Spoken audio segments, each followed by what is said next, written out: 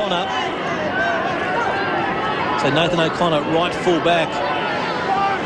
And what West Perth kicked 3 behinds in this quarter. O'Connor brings the ball down the members' wing. Skender from behind. Irving fists the ball to the front of the pack. Swooping on it there was Heath Uni. That was a beautiful one-handed pickup. Drives it up towards the pocket. Johnson got it through the air. It was floating in the breeze. Dane Carmody just a little nonplussed by it at the critical time, and Johnson kept his eyes on it, Gary. Here's the replay. Yeah, that's it. Carmody just taking his eyes. He lost sight of where Corey Johnson was, and that's a cardinal sin. You just got to know where your opponent is. Johnson eyes for the ball. Now, this is a very important kick. This ball is going to go from right to left quite a way, so he really wants to aim for the right-hand goalpost here and let the ball swing in on the breeze. Has had 4 kicks and 7 handballs yet to bring up a major, but now's the time to do it. And listen to the West Perth fans erupt.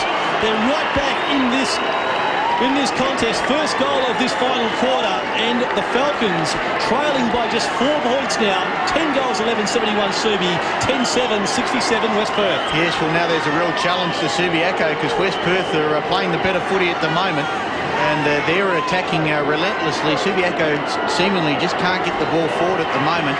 And, well, it's a really big challenge. We've got a great finish here. Tremendous game of football from go to woe. One stage it looked like Subiaco would run away. Real courage by West Perth to fight their way back into this contest. Irving wins the tap. Subia going into a slight breeze. They get it to Fletcher. He can hand pass wide to O'Connor, one of their best players. Ducked a tackle, then played on quickly to the full forward line. Mark Julian chipped in, the former Subiaco player, standing tall in defence for the Falcons there. And he's taken the mark, Peter Julian. What a mark it was too. Well, it looked like Ridley or one of the taller players. Julian goes short. Well, it's not a good kick. Mifner will have to kick it quickly on his left boot, but he gets the hand pass wide. They're turning to get well together now. The hand pass came from Steele to Mildenhall, who has one bounce. Boots towards the attacking 50-metre zone. They want to mark here. Brunton can't take it. Socket off the ground by Hardingham towards the boundary line on the outer side. O'Connor will get there first. Gets around the tackling player and then balances himself on the right boot, but doesn't kick it well. Julian will have another opportunity as he's taken the mark on right centre wing. Kicks across the ground. West Perth, the tired players of Subiaco now, seem to be having trouble as Julian, after that kick, has a bit of cramp. This is Kim Rigol, deputy vice-captain of the team. Undecided where to go, so he's going to hand pass off to Wilson. That's virtually in the centre of the ground now. He'll kick long. There's the kick in towards the 50-metre zone. Red vest by Daniel Parker. A fickle bounce though. It comes to Webb on the right boot, and the Falcons are in front. If it goes straight, it doesn't. It's one behind across the face. 10-8, 68 now. 10-11, 71, and Ryan Webb really had plenty of time there, Gary. Should have done better. Well, he had plenty of time to side up the goals, you're right, and he had players telling him he had a bit of time. He just tried to screw the ball around the body, had a bit more time to size up the goals, and that really would have been a handy one. 3 points to margin, 10.5 minutes gone in the final quarter. Preliminary final 1998. Simpson's short pass into the back pocket has been marked by Damien Hampson. Well, using his experience to settle things down just at the moment, but really the Lions need the ball at the other end of the ground. They need to kick a goal to really break this spirited resurgence by West Perth. There's the long kick. Nearly a mark taken out there by West Perth. Picked up by Skender. The big man's played the game of his life. It's a wild kick. Goes to centre half forward. Marked by Stendling. Hand passes quickly to Hampson from a standing start. The wobbly punt lands on the chest of Dean Irving. Well, they need a few breaks to go their way. The Lions, as Irving's kick, a low trajectory one, goes up towards centre wing. Gooch takes it, the hand pass too quick for his teammate. Intercepted by Julian, who's come into the game. Long kick towards centre half forward, but Dane Carmody has taken a very strong mark. Geez, Dane's been good against Johnson. And there it is in replay, using his body and judging the mark beautifully. Brings the ball out towards half-back. Good kick, finds Gooch low to the ground. The pass is a good one, and it's found Headland. Well, Subiaco using the ball very, very well down the members' side of the ground. He's called to play on. Headland onto the left boot. That's a good effort, or is it? Two West Perth players spoil each other, and the crumbs are there for Steele. Goes by left boot, straight down the throat there of Todd Holmes, who really hasn't seen any action since quarter time. He's taken a saving chest mark and plays on. Prodigious kick towards centre half forward. Big pack again. Tony Godden stayed down. It's rewarded with the crumbs. Across the body with the left boot. Tony Godden skipped the goal. Tony Godden has kicked a major, and that is going to give Subiaco some very, very valuable So Subiaco having some late injuries in this ground. There's Daniel Hardingham. Yes, Damien Hampson replaced him, but they've still got Glenn Davies as a fresh player to come on the lines. And they very well might need him too, because players going down with cramp. It really has been a taxing game. There's the ball up. Knocked down O'Brien, and O'Brien has snapped a remarkable goal. Well, Darren O'Brien, he really is a beautiful... He's a beautiful kick on that occasion. He snapped shot on goal, but it was the ruck work from Ron Skender. We'll see it in replay. O'Brien kicks the goal, and is that ever going to get them back into the match? Well, he's just worked extremely hard, Darren O'Brien. When the game was up for grabs, West Perth had to make a charge in the third quarter. Darren O'Brien was the player that led the charge for West Perth. He's been absolutely magnificent, and he's worked extremely hard in this last quarter. That goal on the run under pressure was a match-lifting and probably and could be a match-winning goal for West Perth. Irving back in ruck, takes the ball, gets it out to Wooden. The whistle has gone. It's going to be a free kick to West Perth. Well, back at the centre of the ground, it's Brendan Logan with the free kick. Subiaco by 3 points. Logan feeds the ball to Rayner, who runs off half-back. Driving kick to the half-forward line. Knocked away by Carmody. Close to the boundary line, and Carmody runs it over. Well, there is still so much spirit in this game. Subiaco leading 11-11-77 to West Perth 11-8-74. There's Carmody. Tackling over the boundary line. Being taken bodily over the boundary line. At left half-forward for West Perth. Ball thrown into play, won by Skender, taken by Godden. Somehow kicked the ball through the traffic. Kelly went in, he was taken high. It was unlucky against Subiaco because Kelly was skidding to the ground. Nevertheless, Christian Kelly with the free kick. Wastes no time and goes long towards full forward. Over the back, it was Nathan O'Connor. Knocked the ball to his own advantage. Now in the pocket. Will get some support by Glenn Davies. Keeps the ball in play. Runs through the goal square. Awkward looking kick. Now this has got to go out. Will it pull up? It will. Andrew Williams keeps the ball in play. He flicked it back between his legs, hoping that Peter Julian could get to it. He went to ground, and the ball was trapped underneath both Julian and Jared Shawcross. So we'll see a ball up 50 metres around from West Perth's goal at right half forward. Yes, Davies just came on the ground for Sam McFarlane. It looked pretty sore when he went off as well. So a chance for the Falcons. They trail by 3 points, but they're in attack right full or right half forward. Skender with the tap, puts it into the dangerous area. They can run on to O'Brien, tackled strongly, it spills free. Callum Chambers gets around the tackler, another kick smothered by Subiaco. If they win the game, they'll actually decry those things. Chambers comes back as Skender got the ball to him towards the full forward line, over the back of the pack, and rolls and rolls and rolls! And a major artist, West Perth put them in front. What a game at Subiaco Oval. The Falcons hit the front for the first time in the match at the 90-minute mark. 12-8-80 and Subiaco 11-11-77.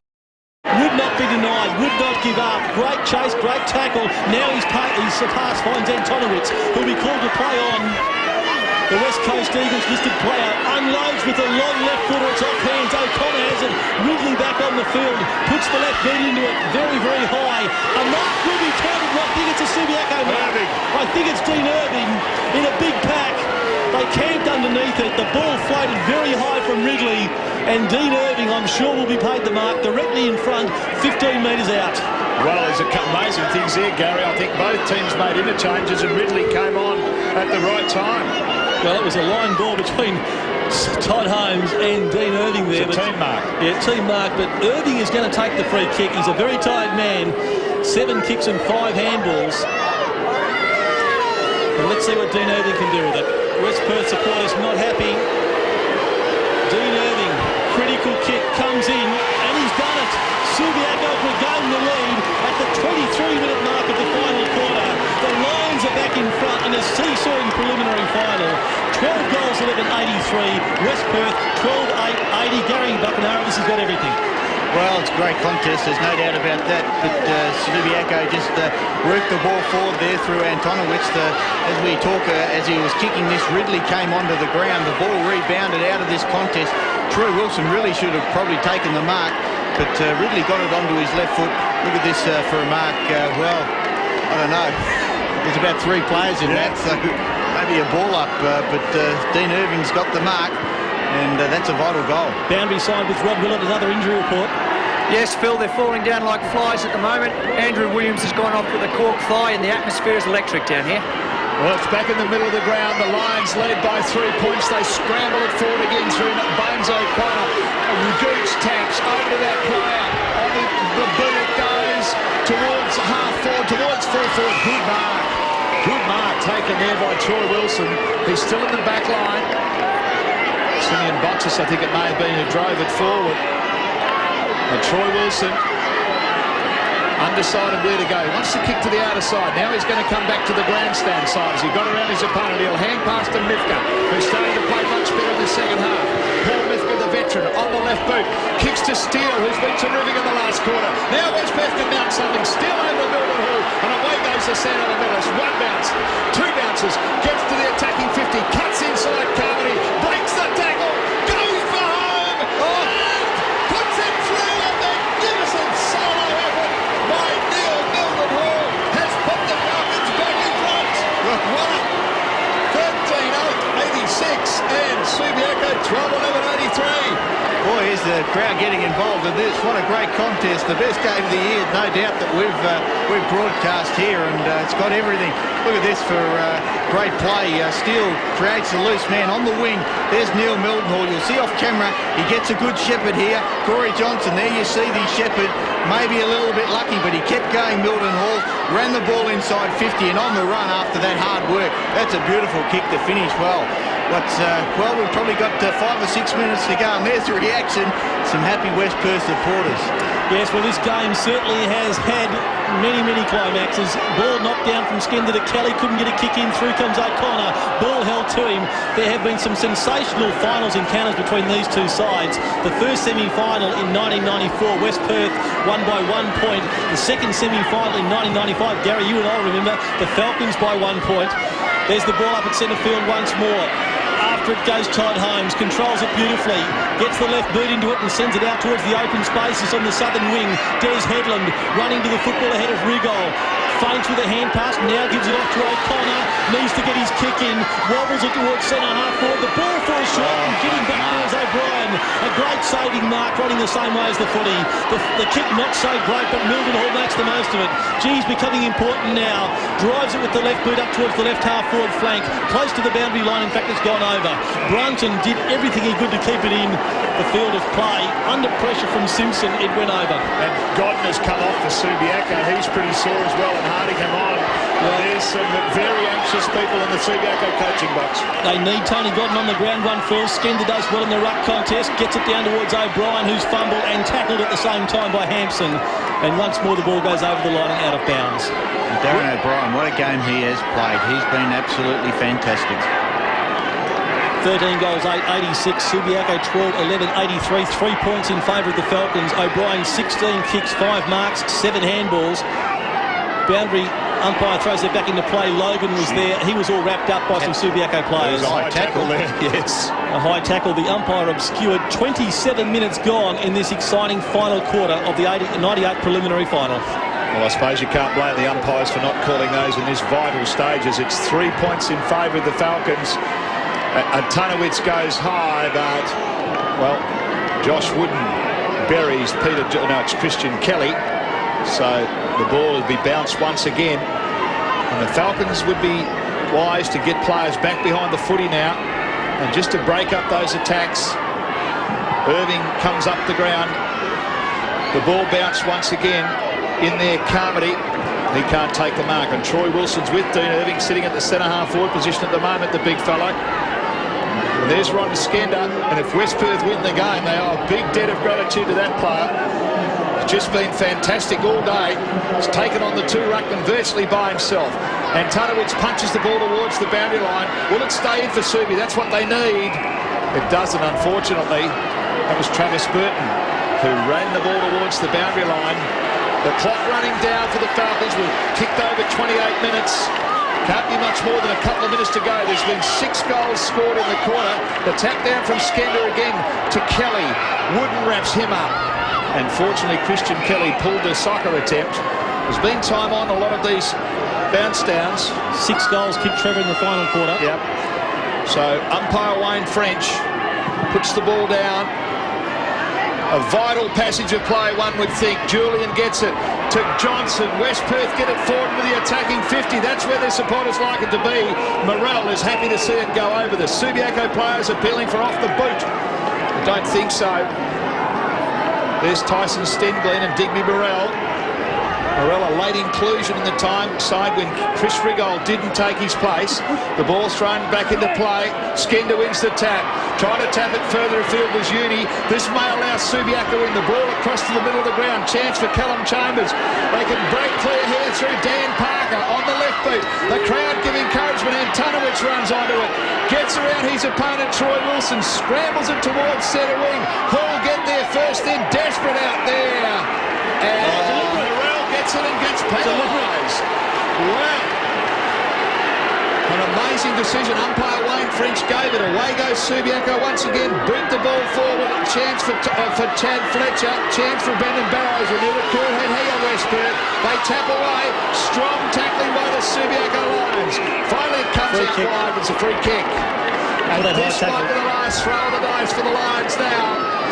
West Perth can hang on by using the ball well in this sortie. They certainly are, as Steele will certainly hold things up for the Falcons with the left boot. He goes out towards the outer side of the ground, and there's the siren. The Falcons have prevailed. A come-from-behind victory in the preliminary final. 13 goals, 86, and Subiaco 12-11-83. The Falcons by 3 points. And so it was West Perth, overcoming a 13-point deficit at the last change to finish the stronger and qualify for the 1998 WAFL Grand Final with a thrilling 3-point win.